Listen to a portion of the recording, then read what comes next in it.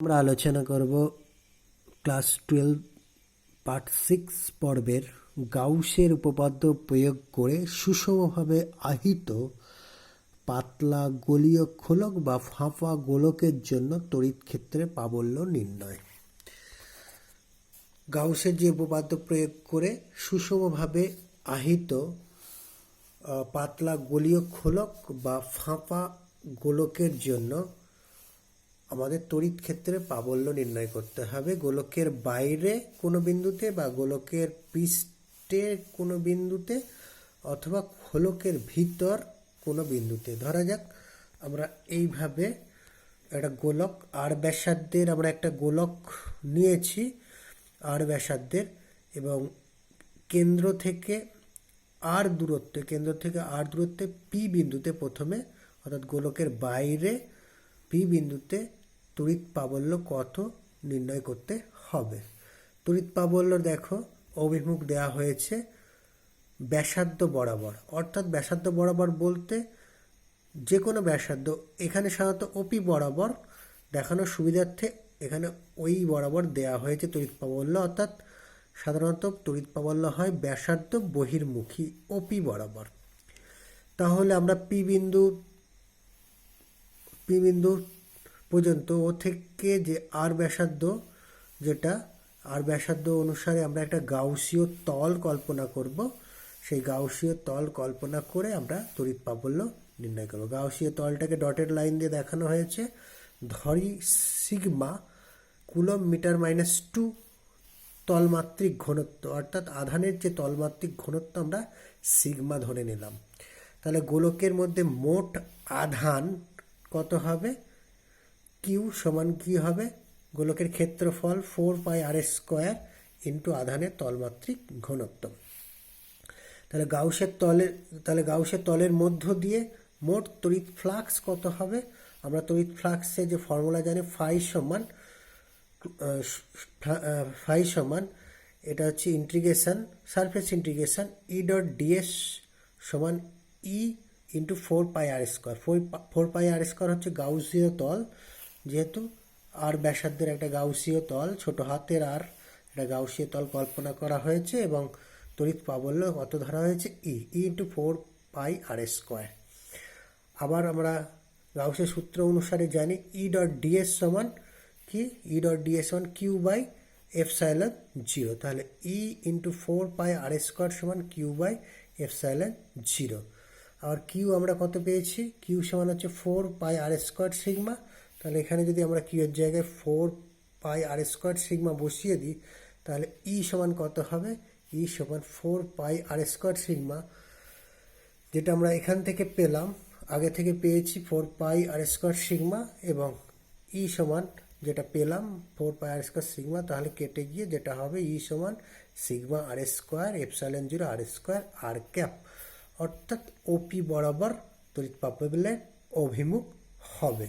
যদি আমরা ক্যালকুলেশন এখানে করি, আমরা E ইন্টু 4πr² সমান Q/ε0, তাহলে E সমান Q/4πr² ε0। কিউ এর জায়গায় আমরা বসিয়ে দিলাম 4πr² সিগমা।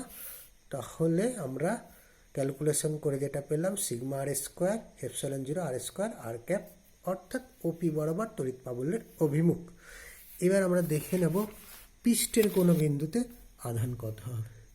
পৃষ্ঠের কোনো বিন্দুতে আধান কত হবে? পৃষ্ঠের কোনো বিন্দুতে আর সমান কি হবে? আর সমান হচ্ছে আর। তাহলে আমাদের ফর্মুলা হচ্ছে ই সমান সিগমা r² ε0 r²। আগে যে আমরা পেয়েছি আমরা ই সমান সিগমা r² ε0 r² আর ক্যাপ। তাহলে এখানে যদি আমরা আর সমান আর বসিয়ে দিই, অর্থাৎ পৃষ্ঠে আর সমান আর বসিয়ে দিই, তাহলে ক্যালকুলেশন করে কি দাঁড়াবে? সিগমা ε0 আর। গোলকের ভিতরে কি হবে? গোলকের ভিতরের ক্ষেত্রে গোলকের ভিতরে যেটা হবে কিউ সমান 0। তাহলে ফাই সমান যদি আমরা তড়িৎ ফ্লাক্স বলি, তাহলে E.ds সমান Q/ε0। যেহেতু এখানে কিউ 0, তাহলে টোটাল ফ্লাক্স কত হয়ে যাবে?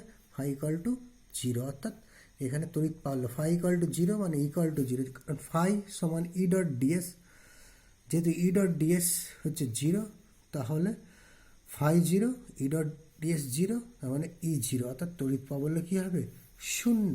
যদি আমরা গ্রাফিক্যালি রিপ্রেজেন্টেশন করি আর ব্যাসার্ধের যে গোলক বা খোলকটা, এবং এটা যদি আমরা তড়িৎ প্রাবল্য দেখাই, তাহলে দেখা যাবে যে গোলকের, যেটা যদি আমরা ডিস্টেন্স বা দূরত্ব বলি, তাহলে বাইরের দিক অর্থাৎ ব্যাসার্ধ, এটা হচ্ছে জিরো বিন্দু থেকে যত দূরে যাচ্ছে অর্থাৎ ব্যাসার্ধ অর্থাৎ পৃষ্ঠে সর্বোচ্চ তড়িৎ প্রাবল্য, তারপর যত দূরত্বে যাচ্ছে তার তড়িৎ প্রাবল্যটা তত কমছে, কিন্তু ভিতরে কোনো তড়িৎ প্রাবল্য নেই। বা উল্টো দিকের ক্ষেত্রে অর্থাৎ মাইনাস আরের ক্ষেত্রে, উল্টো দিকের ক্ষেত্রে দেখা যাচ্ছে যে পৃষ্ঠে তড়িৎ প্রাবল্য সর্বোচ্চ এবং যত দূরত্ব যাচ্ছে তড়িৎ প্রাবল্যের পরিমাণ কমতে থাকছে। অর্থাৎ আমরা লেখচিত্রের সাহায্যে আমরা গোলক, সুষমভাবে আহিত গোলকের, পাতলা গোলক বা খোলক, তার জন্য আমরা তড়িৎ প্রাবল্য কীরকম হতে পারে ডিস্ট্রিবিউশনটা, সেটা লেখচিত্রের সাহায্যে দেখানো হলো। এরপর আমরা দেখে নেব গাউসের যে উপপাদ্য, গাউসের উপপাদ্য প্রয়োগ করে আমরা একটা সুষমভাবে আহিত সুদীর্ঘ সরলরেখা ঋজু তারের সন্নিকটে কোনো বিন্দুতে তড়িৎ প্রাবল্য কত হবে সেটা আমরা নির্ণয় করব। ধরা যাক এ বি একটা সুষম আহিত পরিবাহী, এ এবং বি একটা সুষম আহিত পরিবাহী, তার সন্নিকটে অর্থাৎ আর বিন্দুতে আমরা তড়িৎ প্রাবল্য নির্ণয় করতে চাইছি। আর বিন্দুতে যদি তড়িৎ প্রাবল্য নির্ণয় করতে চাই, আমরা ধরে নেব ল্যামডা প্রতি একক দৈর্ঘ্যে আধান, ল্যামডা আমরা ধরে নিচ্ছি প্রতি দৈর্ঘ্যে আধান, এবং আর বিন্দুতে তড়িৎ প্রাবল্য নির্ণয় করতে গেলে তড়িৎ প্রাবল্যের অভিমুখ হবে অবশ্যই এই আর ব্যাসার্ধের একটা এবং এল দৈর্ঘ্যের একটা চোঙ কল্পনা করব। আর ব্যাসার্ধের এবং এল দৈর্ঘ্যের একটা চোঙ কল্পনা করে নেব, অর্থাৎ তড়িৎ প্রাবল্যের অভিমুখ হবে ওই চোঙের ব্যাসার্ধ বহির্মুখী। তাহলে এক্ষেত্রে আমাদের মোট ফ্লাক্স হবে ই সমান একই integration, surface integration E dot DS. এবং এখানে দেখো, এখানে ফাই সমান কী হবে? ই ইন্টু ডিএসটা কত? যেহেতু চোঙের বাইরের তলের ক্ষেত্রফল কত হয়? 2 পাই আর এল, আর ব্যাসার্ধ, এল হচ্ছে দৈর্ঘ্য, অর্থাৎ চোঙের বক্রতলের ক্ষেত্রফলটা 2 পাই আর এল। এবার ই ইন্টু 2 পাই আর এল সমান কী হবে? Q by epsilon 0। এইবার এই তারের ক্ষেত্রে মোট চার্জ কত হবে? একক আধানের চার্জ কত বলা হয়েছে? একক আধানের চার্জ বলা হয়েছে ল্যামডা। তাহলে এল দৈর্ঘ্যের চার্জ কত হবে? ল্যামডা ইন্টু এল, যেহেতু তারের দৈর্ঘ্য এল, তাহলে টোটাল চার্জ কিউ সমান ল্যামডা এল। তাহলে কিউর জায়গায় বসিয়ে দাও, আমরা ই ইন্টু 2 পাই আর এল সমান কিউ বাই এপসাইলন 0। তাহলে ই ইন্টু 2 পাই আর এল ল্যামডা এল, কিউর জায়গায় বসিয়েছি এপসাইলন 0, ক্যালকুলেশন করলে দাঁড়ায় ই সমান 2 পাই এপসাইলন 0 ল্যামডা বাই আর। যদি আমরা 2 দিয়ে গুণ করে নিই, এখানে 1/4 পাই এপসাইলন 0 এরকম প্যাটার্ন হবে, 2 lambda by R, R cap, অর্থাৎ ওই চোঙের ব্যাসার্ধ বহির্মুখী তড়িৎ প্রাবল্যের অভিমুখ হবে। আমরা যদি গ্রাফিক্যালি রিপ্রেজেন্টেশন দেখি, তাহলে দেখা যাবে এটা আমরা যদি মূলবিন্দু ধরি, এটা তড়িৎ প্রাবল্য, অর্থাৎ এটা দূরত্ব আর দূরত্ব, তাহলে দেখা যাবে এটাও যত দূরে যাবে তত কী হবে? তড়িৎ প্রাবল্যটা আস্তে আস্তে কমতে থাকবে। ঠিক তারের দু সাইডে যত দূরে যাবে তত তড়িৎ প্রাবল্যটা কমে যাবে, অর্থাৎ যেটা পরাবৃত্ত আকার যেটা, সেটা পাওয়া যাবে। যত দূরে যাবে এইভাবে তড়িৎ প্রাবল্যের মানটা কমতে থাকবে।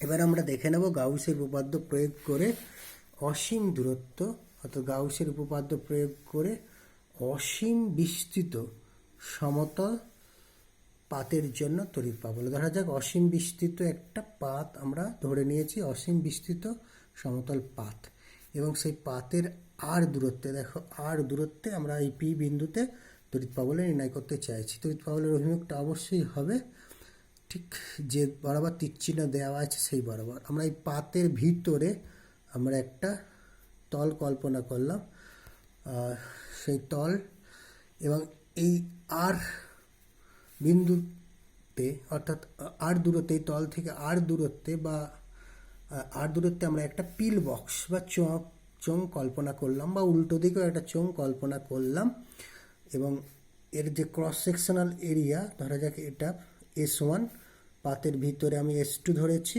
এবং অপোজিট সাইডে হচ্ছে S3, এবং তাদের ক্ষেত্রফল DS, এর ক্ষেত্রফল DS, পাতের মধ্যে যেটা আছে এটাও হচ্ছে DS।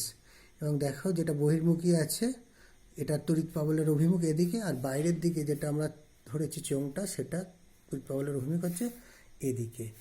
আর আধানের তলমাত্রিক ঘনত্ব আমরা সিগমা ধরে নিচ্ছি, কুলম মিটার ইনভার্স টু ধরে নিলাম।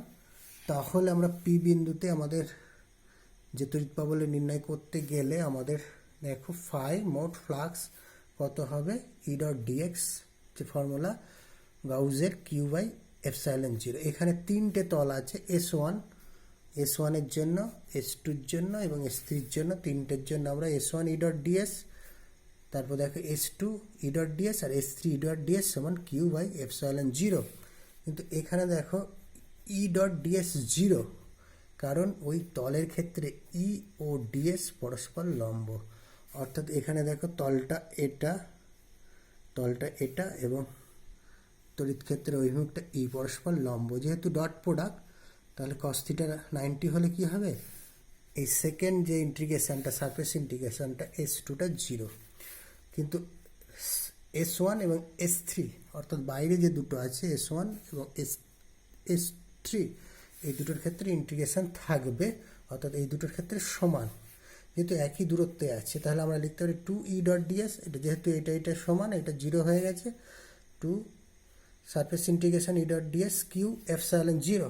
কিউ কী হবে, মোট আধান সিগমা, আর ডিএস ক্ষেত্রফল, তাহলে কিউ এর জায়গায় সিগমা ডিএস, তাহলে এদিকে ডিএস কেটে গেল, তাহলে ই সমান সিগমা বাই 2 এপসাইলন জিরো। তাহলে ই সমান আমরা লিখতে পারি sigma 2 epsilon zero N cap. আমরা অসীম বিস্তৃত কোনো তলের ক্ষেত্রে আমরা যে তড়িৎ প্রাবল্য পেলাম sigma 2 epsilon zero N cap. এবার আমরা দেখে নেব কিছু সমস্যা। ধরা যাক একটি তড়িৎ ক্ষেত্রের প্রাবল্যের রাশিমালা দিয়ে দিয়েছে, ই সমান 20 I cap volt per metre, তড়িৎ প্রাবল্যটা বলে দিয়েছে, আর এক্স অক্ষের অবিলম্বে 0.25 মিটার স্কোয়ার ক্ষেত্রফলের ভিতর দিয়ে অতিক্রান্ত তড়িৎ ফ্লাক্সের মান কত। তাহলে এক্ষেত্রে এক্স অক্ষের অবিলম্বের ক্ষেত্রফল ভেক্টরটি কী হবে, এ সমান 0.25 আই ক্যাপ মিটার স্কোয়ার, যেহেতু এখানে বলে দিয়েছে 0.25 মিটার স্কোয়ার, এটা কোথায় আছে, এক্স অক্ষ, তাহলে আই ক্যাপ, তাহলে ক্ষেত্রফল ভেক্টরটা হবে আই এ সমান 0.25 আই ক্যাপ মিটার স্কোয়ার। তাহলে নির্ণয় তড়িৎ ফ্লাক্স ফাই সমান ই ডট এ আমাদের গাউসের সূত্র অনুসারে। তাহলে ই সমান কত বলেছে, 20 আই ক্যাপ, কোশ্চেনে দেখো 20 আই ক্যাপ, আর আমরা এ ভেক্টরটা পেলাম 0.25 আই ক্যাপ, তাহলে দুটো গুণ করলে হবে 5 ভোল্ট মিটার। আর একটা কোশ্চেন আমরা দেখে নেব, আর একটা কোশ্চেন, এটি সুষম তড়িৎ ক্ষেত্রের প্রাবল্য বলে দিয়েছে, ই সমান 5 I cap plus J volt per metre, একটি 10 কুলম ধনাত্মক আধানকে ওয়াই অক্ষ বরাবর 1 মিটার সরাতে কত কার্য করতে হবে।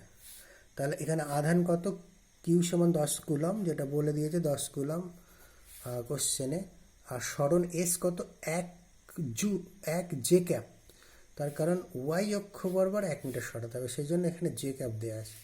তাহলে কৃতকার্য সমান ডব্লু সমান কী হবে, এফ ডট এস, আবার ডব্লু আধানের জন্য ডব্লু এফ কী হয়, কিউ ই ডট এস। তাহলে আমরা এখানে কিউ হচ্ছে 10 কুলম এখানে পেয়েছি, আর ই এখানে কত, 5i প্লাস 5j, ভেতরে গুণ করে নিয়েছি 5i প্লাস 5j, আর এটা হচ্ছে 1j, যেহেতু ওয়াই অক্ষ বরাবর 1 মিটার সরাতে, তাহলে এখানে জে ইন্টু জে হবে 5, আইটা গুণ হবে না কারণ জে এর সঙ্গে ডট প্রোডাক্টটাই হবে 5 একে 5 আর 10, 5 10 50 জুল, অর্থাৎ কৃতকার্যের পরিমাণ হবে 50 জুল। লাস্ট আমরা আর একটা অঙ্ক দেখে নেব। একটা তড়িৎ ক্ষেত্রের প্রাবল্য দিয়েছে 3i ক্যাপ 2j ক্যাপ কে ক্যাপ ভোল্ট পার মিটার, তড়িৎ ক্ষেত্রে এক্স ওয়াই তলে 50 মিটার স্কোয়ার ক্ষেত্রফল বিশিষ্ট ক্ষেত্রের ভিতর দিয়ে তড়িৎ ফ্লাক্স মান নির্ণয় করো, তড়িৎ ফ্লাক্সের মান নির্ণয় করতে বলেছে। তাহলে তড়িৎ প্রাবল্য কত, 3I∗2J + K∗, ভোল্ট মিটার। আর ক্ষেত্র ভেক্টরটি এ 50 K∗। কেন 50 K∗ লিখব, তার কারণ দেখো এখানে বলেছে XY তলে 50 মিটার স্কোয়ার ক্ষেত্রফল বিশিষ্ট। XY তল বলতে যেটা বোঝায়, XY তলের উপর লম্ব, সেটা হচ্ছে K∗। XY বলতে এখানে, XY তল বলতে এখানে ক্ষেত্র ভেক্টরটি হবে 50 K∗। তাহলে তড়িৎ ফ্লাক্স হবে E.A, গাউসের উপপাদ্য অনুযায়ী E এখানে 3I∗2J K∗ বসিয়ে দিলাম, আর এটা হচ্ছে 50 K∗। এখানে K∗ হবে, অন্যগুলো 0, তাহলে 50 থেকে 50 নিউটন মিটার স্কোয়ার কুলম্ব -1, অর্থাৎ 50 ভোল্ট মিটার তড়িৎ প্রাবল্য। তাহলে তড়িৎ প্রাবল্য ফ্লাক্স সমান 50 ভোল্ট মিটার। আজকের আলোচনা আমরা এখানেই শেষ করছি।